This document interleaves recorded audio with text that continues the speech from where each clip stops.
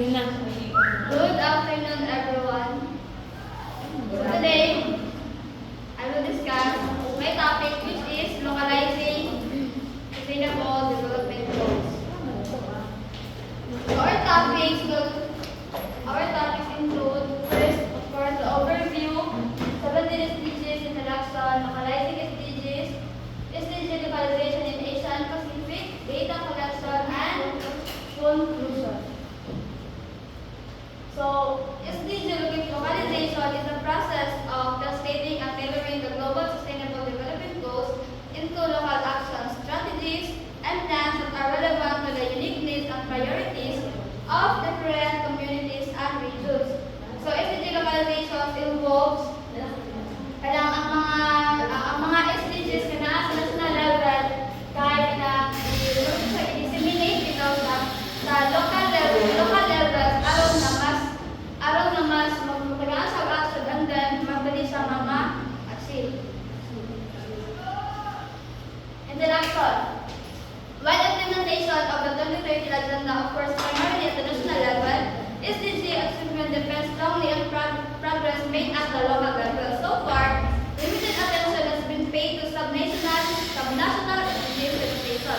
However, a growing recognition of the need to localize the SDGs was witnessed at the SLPF 2018 with a number of initiatives and discussions giving attention to the need to accelerate the SDG implementation through increased efforts at the local level. Diba, akong giyong ang SDGs kaya diba, nagigamit siya sa United Nations. So, or gigan siya sa national level and then need niya i-disseminate sa local level aron nga kay ang achievement kasi sa SDG is mag-depend siya strongly dun sa mga nasa local level. Kaya if natin siya sa national level lang, dili siya dali na ma-achieve, dili man niya makapugol ang mga nasa local level. So what is Sustainable Development Goals? So it is all about meeting the needs of the present without compromising the ability of future generations to meet their own needs. So Sustainable Development Goal is all about, basta kung kayo ang definition, kailangan i-meet niyo ang needs sa karon, sa present, without compromising or without touching or without dili maguba ang abilities sa mga future generations aron ma-meet nilang magalingon ng needs. So muna sa ang 17 SDGs, so over yung mga talaga ni. So the key aspects of the SDGs involve universal and interconnected. The 2030 agenda may since ang SDG is ihang goal is ma-achieve sa Inika 2030. Next, balance of dimensions, targets and indicators, and of course, leave no one behind. So why do SDGs matter? So the SDGs provide a shared framework for governments, businesses, and individuals to work together to create a more sustainable, equitable, and prosperous future for everyone. So the SDG is very important, or it really does matter because ang SDG nag-provide of framework for government and businesses or individuals para work together to create a more sustainable development or more sustainable organization. So ito sa main topic which is localizing SDGs. So SDG localization has been described as a process of defining, implementing, and monitoring strategies at the local level for achieving global, national, and subnational sustainable development goals. So ang ihang definition pa lang natin, and then it includes the process of taking into account subnational context in the achievement of the 2030 agenda, from the setting of goals and targets to determining the means of implementation and using indicators that measure and monitor progress. So, ang localizing SDGs or the localization of the Sustainable Development Goals, it is a process of defining, implementing, and monitoring strategies. And also, the 2030 agenda aims to, or the SDG 2030 agenda aims to address global challenges such as eradicating poverty, which is SDG number 1, also reducing inequalities, which is SDG number 4, and achieving environmental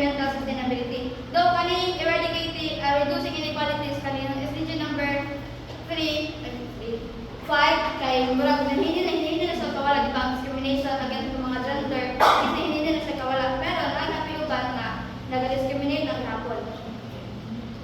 And then, we have here mga examples ng mga localized na sustainable development goals. So, in terms of community-driven programs, kahit itong sa Surigao City's L2R program. So, a joint United Nations implemented program that empowers communities such as the Sama, Baha, at informal sectors to participate in inclusive and gender-responsive SDG planning and programming. So, this ensures intervention relevant to the unique cultures and needs, especially regarding climate change impacts and living conditions. Muna sa mga example sa mga SDG nga mga na-localized. And then in terms po sa regional initiatives, katong Region 1's bio-intensive gardens. Muna sa kanina localization sa SDG guide para sa ma-address ang kanisa nga initiative kay para ma-address ang hunger or ang SDG 2. So this initiative encourages households to establish backyard gardens for food security, income generation, and malnutrition prevention. So, di ba kanina program kay naabot ang sa diri sa tuang katong sa atong mga sabay puro kay naani siya kan magtamang ng mga backyard gardens. Kaya even sa elementary school na naani siya kanang kanisa nga initiative kay para ma-reduce ang zero ang hunger sa isa ka lugar, no? So, kung katabang ni sa dili lang kay para maka-secure the food but also maka-generate the income. And then in terms of local LGU and legislative actions is the Muntinlupa City's SDG 7 efforts, which is the affordable and clean energy. So the city is developing policies for energy access, including last mile electrification and support for renewable energy technologies like solar LED, LED lighting, and efficient stoves in informal settlements. So example na niya is kanang mga solar ito kasi kung dagko kay mga solar ay butang sa ato. So kanisa naabot na po sa to ang karonan, tapunan po niya sa na po mga LGU nga nagtiyo initiative po nga mag-promote po niya nga kanang program. So kanisa nga initiatives kay makatabang ni sa dili lang para maka-reduce ta og bayad sa kuryente, makatabang ni sa tuang solar system. So we have here a box 2. It is the Sustainable Development Goal Localization Roadmap. So there is no single approach to Sustainable Development Goal localization. However, some strategies were defined by the roadmap for localizing the SDGs.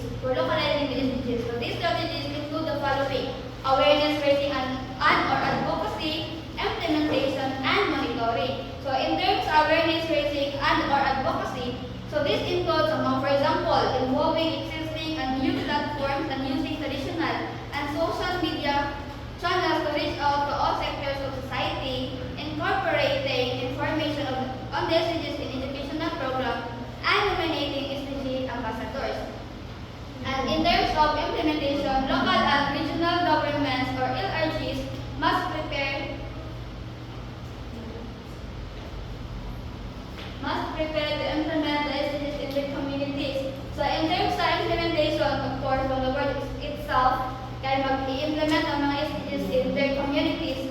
So for instance, conducting needs assessment to define priorities. Kaya in terms of implementing something, kaya dapat i-base ka pa sa priorities. If hindi pa kayo sa priorities, hindi ka sa need, o hindi ka sa hindi ka sa kinahanglanan pa, so hindi pa kayo palahin. And lastly, in monitoring, of course, after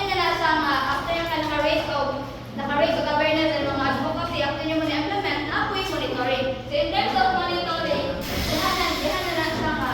At the national level of national data should be taken into account in evaluating and reviewing results of national plans. So anong need na to siya i-monitor? Of course, for us to know if ang certain program or ang certain policy nga di-implement, kaya effective ba siya or not. Kaya para effective siya, ipadayan. If po siya, para effective, kapag ito siya pumahagi nga, ma-effective siya or it's either ipadayan siya or i-eliminate. Sustainable development goal localization in Asia and the Pacific. So in the Asia and Pacific region, the concept of SDG localization is highly relevant. So in many Asian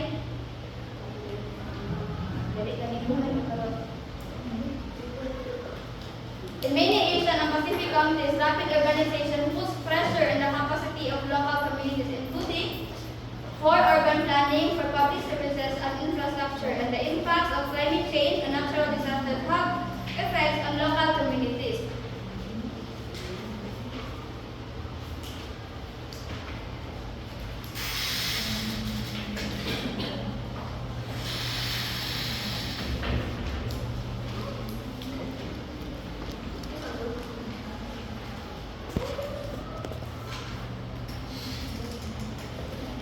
So across the region, SDG implementation efforts are ongoing. So according to a recent report by the United Nations Economic and Social Commission for Asia and the Pacific, progress toward the SDG is being made, but the region needs to accelerate the pace of change and reverse negative trends in several areas. So the report states that satisfactory progress is being made in the area of poverty eradication and the promotion. So diba, nag-conduct sila og report. So, ang report nag-state siya na satisfactory progress or ang mga progress lang or mga SDG lang na satisfactory progress is this includes katong SDG 1, SDG 3, and SDG 4, which is no poverty, good health and well-being, ug ang quality education lang. So, this ensures inclusive and equitable quality education and promote lifelong learning opportunities for all. So, muli siya ang i-expect ng moment kaning SDG 4. Kanina SDG 1, SDG 3, SDG 4, muli sila ang kanang pinaka-inclusive o equitable na dapat na ang tanan na tao is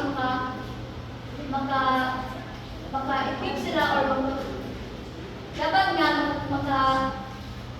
makaranas or makatamasa o mga quality nga education and makapromote po siya of lifelong training. So the report calls for efforts to step up development reforms to address widening inequalities and strengthen environmental stewardship.